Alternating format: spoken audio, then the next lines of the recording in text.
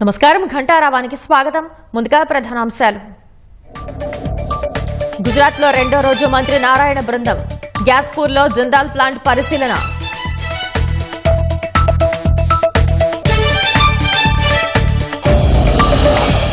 విశాఖ శారదా పీఠానికి టీటీడీ నోటీసులు.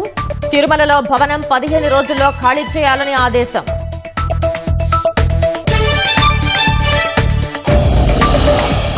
చిలకలూరిపేటలో ప్లాస్టిక్ సామాన్ల దుకాణంలో అగ్ని ప్రమాదం. పెద్ద ఎత్తున చెలరేగిన మంటలు.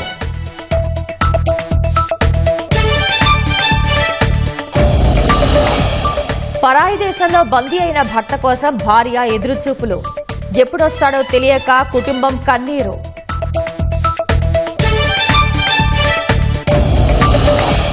నేటి నుంచి భారత్లో అమెరికా ఉపాధ్యక్షుడు వాన్స్ పర్యటన. విద్యార్థుల వీసాల రద్దు గురించి కేంద్రం ప్రస్తావించే అవకాశం.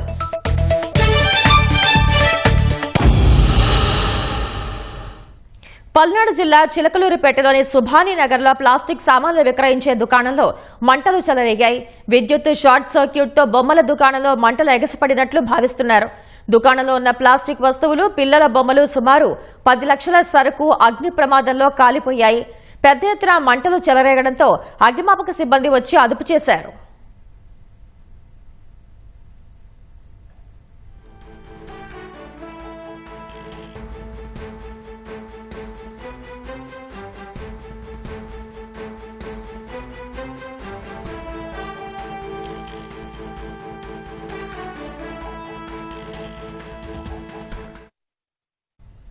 మెగా డిఎస్సి దరఖాస్తు సమయంలోనే పోస్టులకు ఐచ్ఛికాలు నమోదు చేయాలని విద్యాశాఖ తెలిపింది.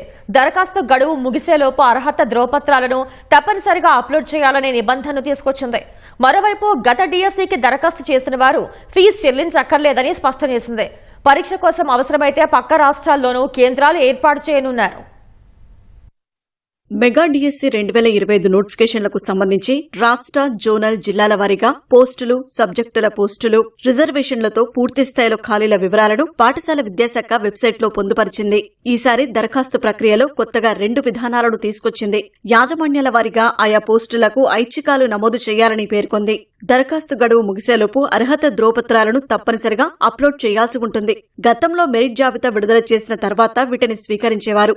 ఈసారి ముందుగానే తీసుకుంటున్నారు. ఒక అభ్యర్థి 3 రకాల పోస్టులకు దరఖాస్తు చేస్తే పోస్టుల వారీగా ప్రాధాన్యతలు ఇవ్వాల్సి ఉంటుంది. ఒకవేళ అభ్యర్థి మెరిట్ జాబితాలో ఉంటే ఈ ఐచ్ఛికాల ప్రకారమే పోస్టింగులు ఇస్తారు.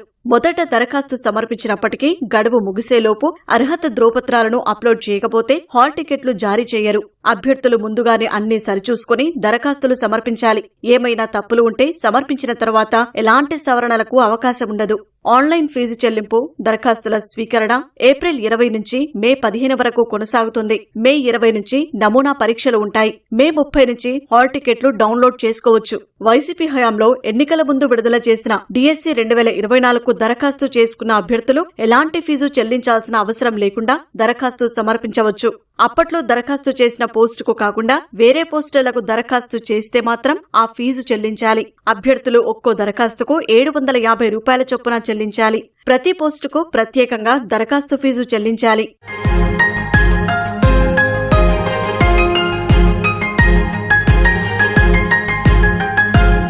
అభ్యర్థులు ఎవరైనా తప్పుడు సమాచారాన్ని నింపితే దరఖాస్తు తిరస్కరించడంతో పాటు వారిపై క్రిమినల్ చర్యలు తీసుకుంటారు. అభ్యర్థులకు గరిష్ట వయోపరిమితి జులై 1 నాటికి 44 ఏళ్లుగా ప్రకటించారు. ఎస్సీ, ఎస్టీ, బీసీ, ఈడబ్ల్యూఎస్ అభ్యర్థులకు 49 ఏళ్లు, దివ్యాంగులకు 54 ఏళ్లుగా నిర్ణయించారు. ప్రత్యేక విద్య బీఈడీ కలిగిన అభ్యర్థులు సాధారణ పాఠశాలలోని పోస్టులకు అర్హత కలిగి పోస్టుకు ఎంపికైతే వారికి 6 నెలల ప్రత్యేక శిక్షణ ఇస్తారు. ఎస్సీ వర్గీకరణ ప్రకారం రిజర్వేషన్ను అమలు చేశారు. క్రీడా కోటా వారికి 3% రిజర్వేషన్ కల్పిస్తారు.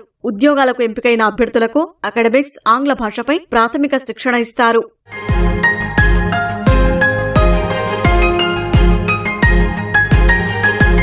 పరీక్ష ఆన్లైన్లో ఉంటుంది. జిల్లా కేంద్రాలు, పురపాలికలు, రెవెన్యూ డివిజన్, మండల కేంద్రాల్లో కేంద్రాలు ఉంటాయి. ఆన్లైన్ పరీక్షలు జూన్ 6 నుంచి జూలై 6 వరకు జరుగుతాయి. దరఖాస్తుల ఆధారంగా వీటిని పొడిగించడం, తగ్గించడం జరుగుతుంది. అభ్యర్థుల సంఖ్య పెరిగి పరీక్షా కేంద్రాల సమస్య ఏర్పడితే ఆయా జిల్లాలకు సమీపంలోని పక్క రాష్ట్రాల్లో కేంద్రాలను కేటాయిస్తారు. ఒకసారి 300 నుంచి 500 మంది పరీక్ష రాసే సామర్థ్యంతో కేంద్రాలు ఉంటాయి. ఆన్లైన్ పరీక్ష కొన్ని రోజుల పాటు జరుగుతుంది. అందుకే అన్ని సెషన్లను కలిపి ఈ ఏపీ సెట్ జేఈఈలో అమలు చేస్తున్నట్లు నార్మలైజేషన్ విధానాన్ని పాటిస్తారు. పీజీటీ, టీజీటీలను ఆంగ్ల మాధ్యమంతో పాటు 10వ తరగతిలో మొదటి భాష, ఇంటర్మీడియట్లో రెండో భాష, డిగ్రీలో చదువుకున్న భాషకు అనుగుణంగా ఆంగ్లంతో పాటు మరో భాషలో ప్రశ్నాపత్రం ఉంటుంది. ఇతర పోస్టులకు సంబంధించి ఆంగ్లంతో పాటు అభ్యర్థులు ఎంపిక చేసుకున్న భాషలో పరీక్ష ఉంటుంది. పీడీ, పీఈటీలకు ఆంగ్లంతో పాటు తెలుగులోనూ ప్రశ్నాపత్రం ఇస్తారు.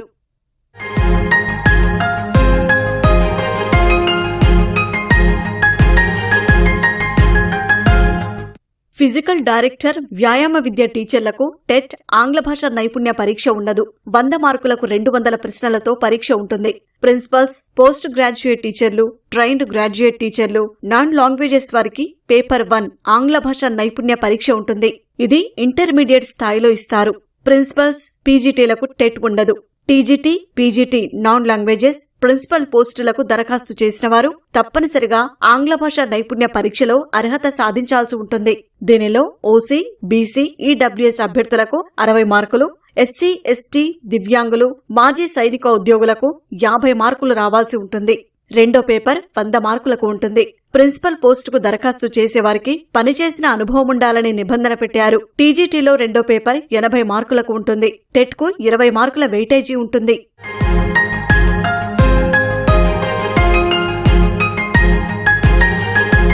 వైసీపీ హయాంలో తీసుకొచ్చిన అప్రెంటిస్షిప్ విధానాన్ని కూటమి సర్కార్ రద్దు చేసింది.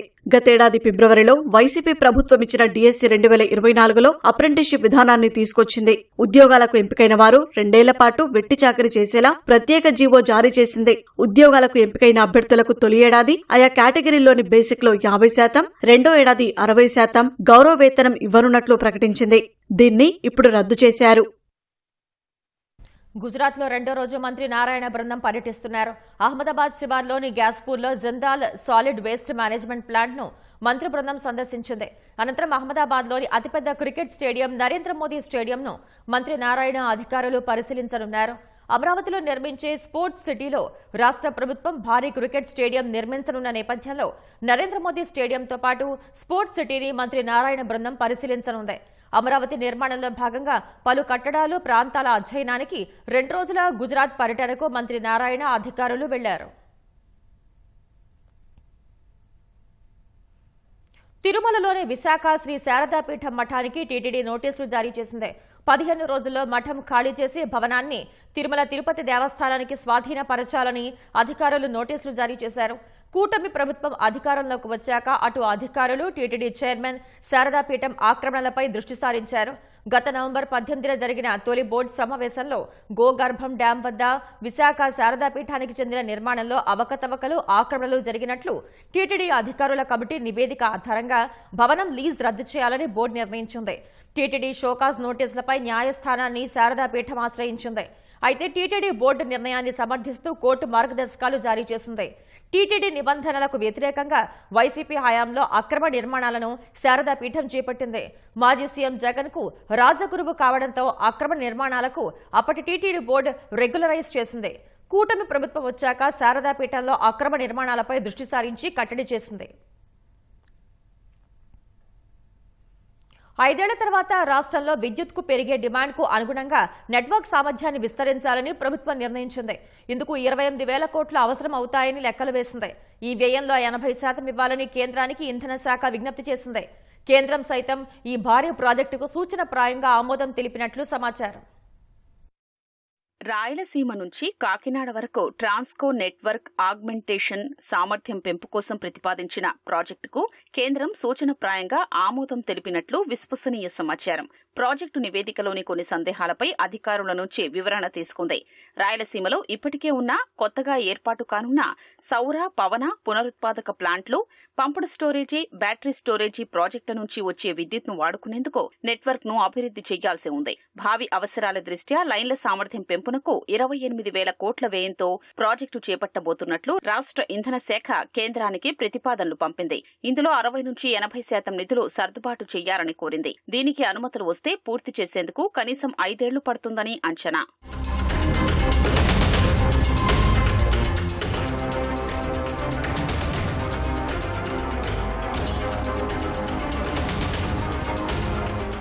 హరిత ఇంధనాన్ని ప్రోత్సహించే లక్ష్యంతో గ్రీన్ ఎనర్జీ కారిడార్ పథకం కింద నెట్వర్క్ విస్తరణకు కేంద్రం నిధులిస్తోంది.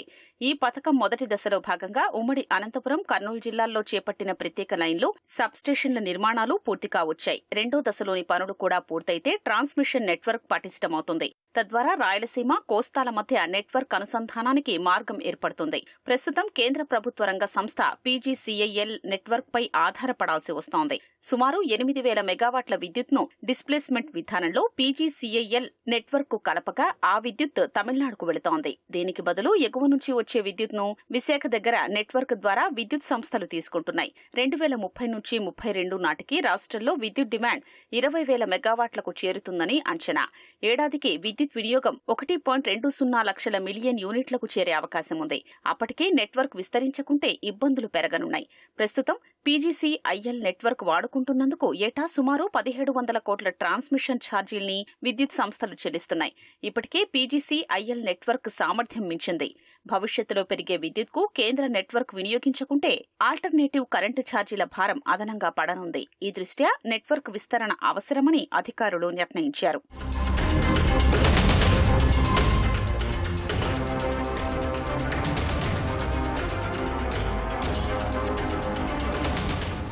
కాకినాడ సెజ్ తూర్పుగోదావరి జిల్లా వేమగిరి దగ్గర 400 కేవీ సబ్స్టేషన్ నుంచి సత్తెనపల్లిలోని సబ్స్టేషన్ వరకు నెట్వర్క్ అందుబాటులో ఉంది. అక్కడి నుంచి గుడివాడకు, ఆపై రామాయపట్నానికి విస్తరించాలన్నది అధికారుల ఆలోచన. రామాయపట్నంలో కొత్తగా పోర్టుతో పాటు బీపీసీఎల్ చమురు శుద్ధి కర్మాగారం, ఇండోసోల్ వంటి భారీ ప్రాజెక్టులు రాబోతున్నాయి. వాటి విద్యుత్ అవసరాలు తీర్చడానికి నెట్వర్క్ అవసరం ఉంటుంది. రామాయపట్నం నుంచి అనంతపురం జిల్లాలోని నెట్వర్క్ ను కలపనున్నారు. దీనివల్ల శ్రీకాకుళం జిల్లా మినహా రాష్ట్రంలోని అన్ని ప్రాంతాలు ట్రాన్స్కో నెట్వర్క్ అనుసంధానమవుతాయి. రాయలసీమలోని ప్రాజెక్టుల నుంచి వచ్చే విద్యుత్ను రాష్ట్రంలో అవసరమైన చోటుకు తరలించే వీలుంటుంది. పెళ్లైన కొద్ది నెలలకే వెళ్ళొస్తానని చెప్పిన భర్త 16 నెలలుగా తిరిగి రాలేదు. పరాయి దేశాల్లో బందీ అయ్యాడని తెలిసి భార్య గుండె బరువెక్కింది. ఏ పరిస్థితిలో ఉన్నాడో, ఎప్పుడొస్తాడో, కనీసం తిన్నాడో లేదో తెలియక ఆ కుటుంబానికి కన్నీరే దిక్కైంది. కంటికి కునుకు లేదు. తిండావంటే ముద్ద దిగని దుస్థితి. ఇంటిల్లిపాదిది ఒకటే ఆవేదన, ఒక్కటే కోరిక. తమ వాడిని చూడాలని, పిలుపు వినాలని.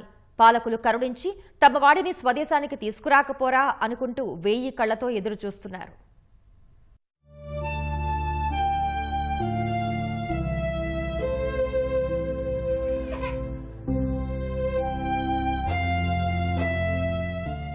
కళ్ల నిండా నీరు, బరువెక్కిన హృదయంతో పెళ్లి ఫోటోలు చూస్తూ భర్తను గుర్తు చేసుకుంటున్న ఈమె పేరు స్వాతి. వీరిది శ్రీకాకుళం జిల్లా వంశధార నిర్వాసిత గ్రామమైన గార్లపాడు పునరావాస కాలనీ. స్వాతి భర్త వెంకట్రావు తల్లిదండ్రుల ఆర్థిక పరిస్థితి అంతంత మాత్రమే. ఎల్లన్పేట మండల కేంద్రంలో వెంకట్రావు తల్లిదండ్రులు చిరు వ్యాపారం చేసుకుంటూ జీవనం సాగిస్తున్నారు. అష్టకష్టాలు పడుతూనే చిన్న కుమారుడైన వెంకట్రావును చదివించారు. స్థానికంగా ఉద్యోగం రాకపోవడంతో బతుకుదెరువు కోసం వెంకట్రావు దుబాయ్ వెళ్లారు. అక్కడే నౌక కెప్టెన్గా 5 ఏళ్ల నుంచి పనిచేస్తున్నారు. వెంకట్రావుకు 2023 ఆగస్టులో రావిచంద్రి గ్రామానికి చెందిన స్వాతితో వివాహం జరిగింది. 2024 జనవరిలో ఉద్యోగానికి వెళ్లి 6 నెలల్లో తిరిగి వస్తానని వెళ్లిన వెంకట్రావు ఇప్పటి వరకు తిరిగి రాలేదు. దుబాయ్ వెళ్లిన వెంకట్రావు ఇరాన్లో బందీగా ఉన్నారని తెలియడంతో కుటుంబమంతా ఒక్కసారిగా కుంగిపోయింది.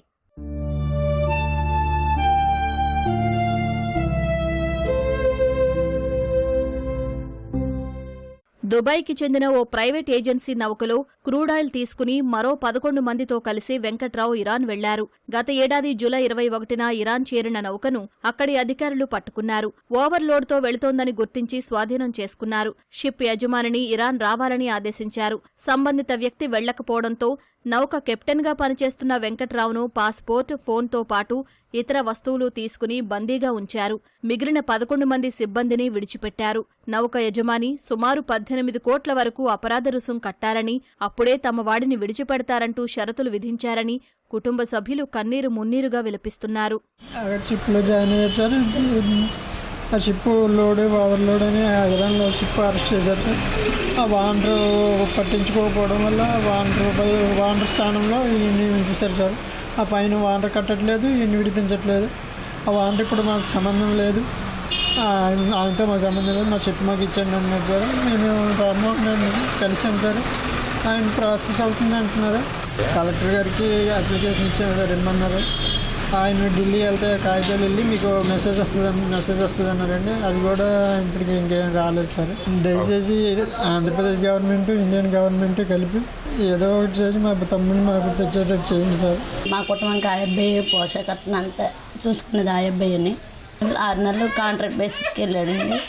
మా చిన్నవి రాలేదు, ఏదైందా అనుకుంది. ఫోన్ కూడా ఏం లేదు అబ్బాయి దగ్గర. మాకు 2 నెలల వరకు ఏం తెలియలేదు. తర్వాత ఎలాగో ఫోన్ చేశాడు, ఇలాగ అయింది, సీల్ అయింది షిప్ అని చెప్పాడు. కానీ మాకు ఏడ్ చేయాలో ఇంకా తొందరపడి 2 నెలలు అయిపోయింది. ఈ పిల్లలు కాపడము, ముసలి వాళ్ళు అందరిని చూడడం ఇబ్బంది అవుతుంది. అందుకే మేము చేయాలని మేము ఆ అబ్బాయిని మాత్రం ఎలాగొన్నాడో కరెక్ట్ భోజనం ఉందో ఏటవుతుందో కూడా మాకు కరెక్ట్ తెలియడం లేదు. ఆయన పరిస్థితి ఏంటో మాకు అర్థం అవ్వట్లేదు. ఆ అబ్బాయిని కొంచెం తొందరగా రిలీజ్ చేస్తారని కోరుకుంటాం గవర్నమెంట్. అమ్మ అన్నాడు సార్, కొంచెం దయించి మా ఏదో చేస్తే. వెంకట్రావు దుబాయ్ బయలుదేరిన సమయానికి భార్య స్వాతి 3 నెలల గర్భిణి. ప్రసవ సమయానికి వచ్చేస్తానని దుబాయ్ వెళ్లిన వెంకట్రావు 18 నెలలవుతున్నా ఇంతవరకు తిరిగి రాకపోవడంతో భార్య గుండెలవిసేలా రోదిస్తోంది. 8 నెలల క్రితం పండంటి ఆడబిడ్డకు జన్మనిచ్చిన స్వాతి కన్న తండ్రి తన బిడ్డను ఇంతవరకు చూడలేని దౌర్భాగ్య పరిస్థితి తలెత్తిందని బోరున విలపిస్తోంది. వృద్ధులైన తల్లిదండ్రులు తమ కుమారుడి రాక కోసం కళ్లు కాయలు కాసేలా ఎదురుచూస్తున్నారు. టైంకి వస్తానని చేద్దాం అన్నాడు, మరి రాలేపండు. ఆ పిల్ల ముఖం చూడలేపండు. 10 నెలలు అయిపోయింది ఇప్పుడు పిల్లకి. ఏడు చేస్తాము, అలాగనేసి బాధపడతాను, ఏడుస్తాను.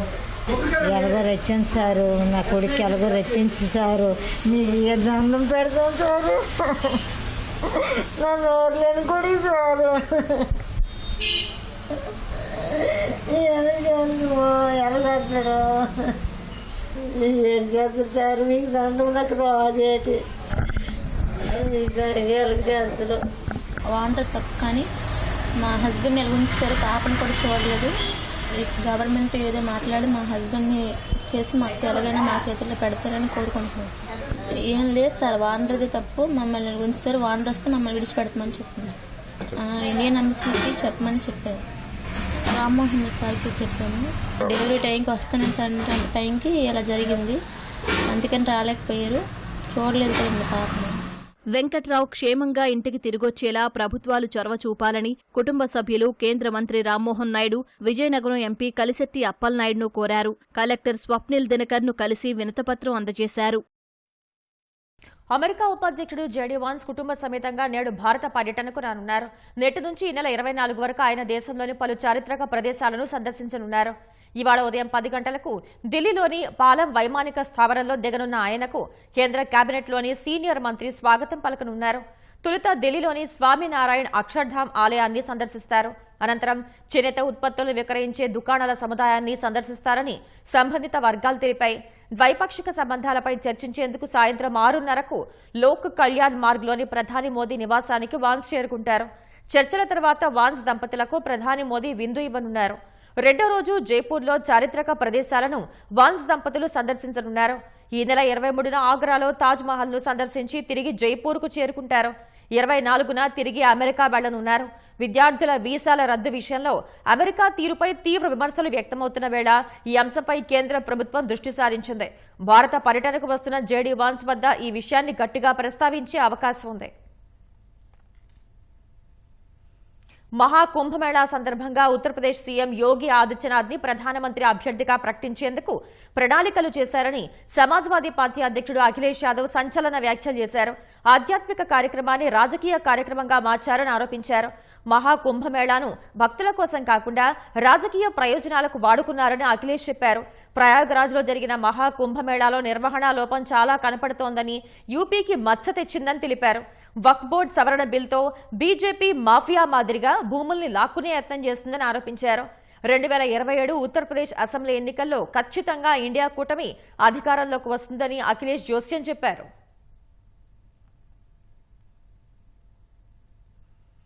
దేశంలోనే తొలి హైడ్రోజన్ రైలు జులై నుంచి పరుగులు తీయనుంది. హర్యానాలోని జింద్ నుంచి సోనిపత్ మధ్య ఇది నడవనుంది. హైడ్రోజన్ ప్లాంట్ నిర్మాణం 2 నెలల్లో పూర్తవుతుంది. ఈ మేరకు ఉత్తర railway general manager Ashok Varma నిన్న ఈ ప్లాంట్ ను పరిశీలించారు. చెన్నైలో తయారు చేస్తున్న హైడ్రోజన్ రైలు పనులు తుది దశకు చేరుకుంటున్నాయని తెలిపారు.